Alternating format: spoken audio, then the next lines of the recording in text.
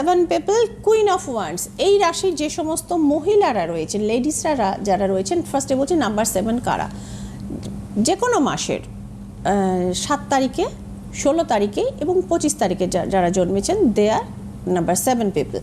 তো এই সংখ্যার মহিলারা কিন্তু যথেষ্ট কেরিয়ার ওয়াইজ এবং তার ফ্যামিলি ওয়াইজ দুদিক থেকেই তারা সফলতার মধ্যে থাকবেন।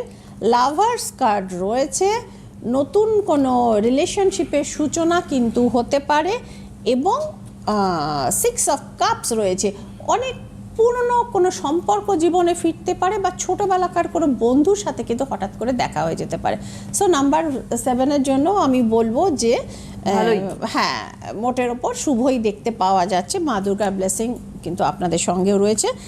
কামিং টু নাম্বার 8, নাম্বার 8-এর জন্য দেখে নেওয়া যাক কি আসছে। নাম্বার 8-এর জন্য বাবা, প্রথম কার্ডটি কিন্তু বেশ ভালো কার্ড পড়েছে নাম্বার 8-এর জন্য, এবং আমি বলবো প্রত্যেকটা কার্ডই কিন্তু ভালো ছিল। মানে উৎসবের মধ্যে, পুজোর মধ্যে ভালোই পড়ছে, কিন্তু ভালো পড়ছে। 6 থেকে একটা জায়গায় গন্ডগোল হয়ে গেছে, হঠাৎ করে বিয়ের সংকেত দেখতে পাওয়া যাচ্ছে নাম্বার 8-এ। কথাবার্তা বাচ্চাদের অনেক দিন ধরে চলছিল, কিছুতেই ম্যাচিওর হচ্ছিল না, দুম করে এত বিয়েটা ম্যাচিওর হয়ে গেল। টাকা পয়সাও কিন্তু আসবে দেখতে পাওয়া গেছে। শুধু নাম্বার 8-কে